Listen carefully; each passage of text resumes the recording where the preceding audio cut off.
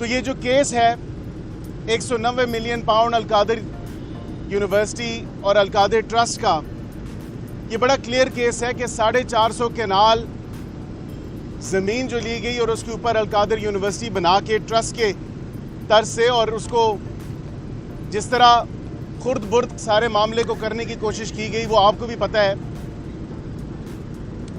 बानिए पीटीआई को अवाम की आंखों में धूल नहीं झोंकने दिया जाएगा। वो अपना कानूनी केस लड़े हैं, उनको कानूनी केस लड़ने का हक है, लेकिन ये जो दिन दहाड़े डाका मारा गया पाकिस्तानी कौम और पाकिस्तानी अवाम के पैसों के ऊपर कि 190 मिलियन पाउंड अपनी काबीना से भी छुपा के दिन दहाड़े डाका मार के अवाम की आंखों में धूल झोंक के और जो पारसा बनने की कोशिश की गई, ये अवाम के अब सामने है।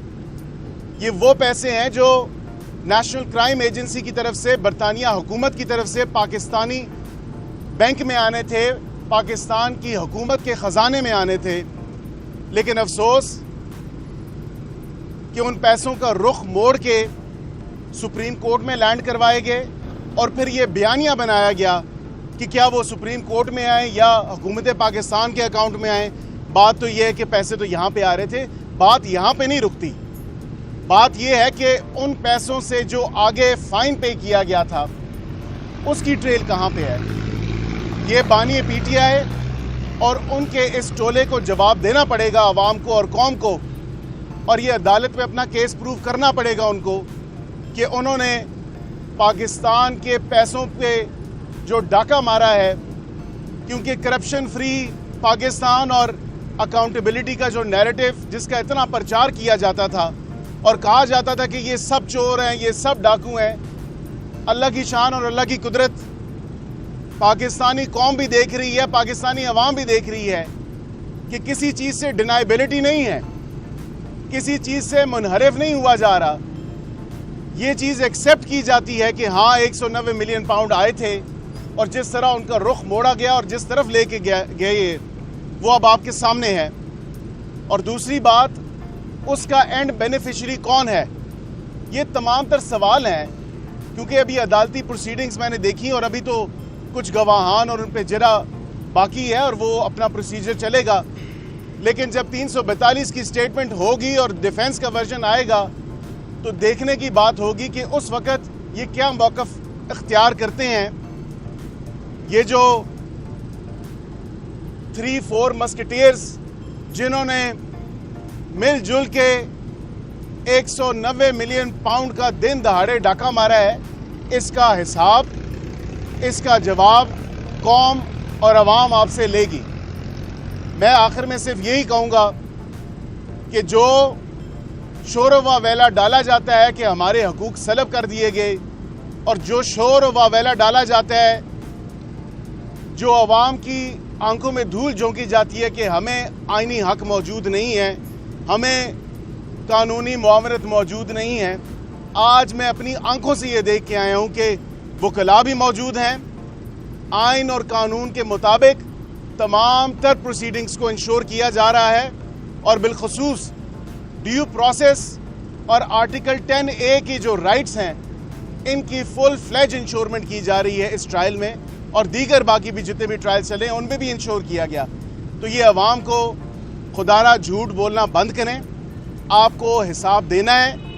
दिन दहाड़े जो डकैती, जो डाका मारा गया, आपको अवाम अदालत में तो देना ही देना है इस चीज़ का जवाब, लेकिन आपको अवाम के सामने भी इस चीज़ का जवाब देना होगा कि जो आपने पाकिस्तानी कौम, पाकिस्तानी अवाम के पैसों पे जो नाहक डाका मारा, ये पैसे किधर गए, ये पैसे कहाँ पे हैं और ये पैसे किस मद में, किस जगह पहुँचे हैं, इसका हिसाब आपको देना होगा। शुक्रिया वकील साहब, आपका बहुत शुक्रिया। आप जेल गए, बानी पीटीआई को जो सहूलियात दी गई, जो वो दावा करते हैं उसका आपने बताया कि उसके बरक्स सबको सहूलियात, बानी पीटीआई के ऊपर तो फोकस है सबका, लेकिन जेल के अंदर 2000 तादाद है, गुंजाइश है, इस वक्त 8000 कैदी हैं।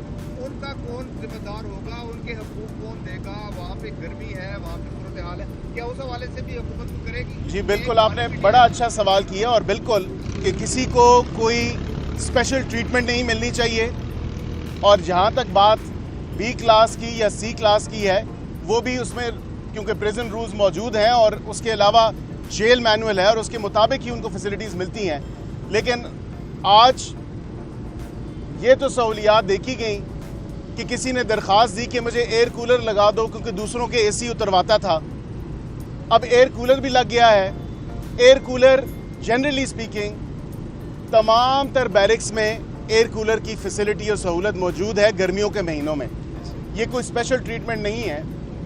लेकिन अगर कोई ये कहता है कि मुझे वर्जिश की मशीन दे दो, मेरा खाना बना दो, मुझे लातादाद लोगों से मुलाकात करने दो जेल मैनुअल और जेल रूल्स के मुतरादिफ, तो ऐसा नहीं होगा। जिस तरह आइन और कानून की पासदारी जिसका प्रचार आप अपने दौरे हुकूमत में करते रहे और पाकिस्तान को आप एक रियासत मदीना का नारा लगा के वेलफेयर स्टेट का जो आप दावा करते रहे, इंशाअल्लाह हमारी हुकूमत इस चीज़ को इंश्योर करेगी और इंशाअल्लाह जिस तरह के इक़दामात अभी हम उठा रहे हैं, पाकिस्तान इंशाअल्लाह ज़रूर अपने पाँव पे खड़ा होगा। दोबारा इंशाअल्लाह इसकी इकॉनमी टेक ऑफ करेगी और इंशाअल्लाह इधर से ही सफ़र शुरू होगा और हम वेलफेयर स्टेट बनेंगे। ऐसी बात है कि आपने जो आज दौरा किया, इसकी गालबन आप रिपोर्ट सुप्रीम कोर्ट में पेश करेंगे, वफाकी हुकूमत में पेश करेंगे, इसको नहीं, इस पे क्योंकि मुझे ना तो किसी ने कहा कि आप जाएं, ना ही किसी अदालत की तरफ से डायरेक्शन थी। ये ओपन कोर्ट है, मैं बहसीयत वकील आया हूँ और बिलखसूस क्योंकि अडाला यूनियन काउंसिल जिस तरह मैंने जिक्र किया कि मेरे हल्के का हिस्सा है और in any case as a lawyer मेरे पे ये जिम्मेदारी है कि तमाम प्रिजनर्स के हकूक़ जो हैं उसको भी देखना ज़रूरी है। कहीं किसी की कोई ह्यूमन राइट वायलेशंस तो नहीं हो रही, इंसानी हकूक़ की वायलेशंस तो नहीं हो रही, तो इस चीज़ को इंश्योर किया। अगर हाँ मुझे कहा जाएगा किसी अदालत में कि ये रिपोर्ट जमा कराएं तो डेफिनेटली मैं ये रिपोर्ट ज़रूर जमा कराऊंगा। सर, कहा जा रहा है कि 15 से 16 केसेस ऐसे हैं जिसके ऊपर काम नहीं किया जा रहा है, वो बहुत स्लो है, उनके ऊपर उनकी जो कार्रवाई है वो तेज। कौन से ऐसे 15 से 16 केसेस हैं, मुझे बताएं ना प्लीज़। सुबह की जो रिपोर्ट थी उसमें उन्होंने जो सुबह मिलाद किया उसमें उन्होंने कहा कि 15 से 16 केसेस किसी अखबारी रिपोर्ट के बारे में बात कर रहे हैं, कोई आदाद शुमार मौजूद हैं तो मुझे प्लीज़ बताएं। व्लॉगर्स के ऊपर मैं क्या आप इस पे कमेंट करूँ, क्या तबसरा करूँ? बहुत बहुत शुक्रिया। मज़ीद हालात हाज़रा से बाखबर रहने के लिए हमारे चैनल iPoint TV को सब्सक्राइब करें।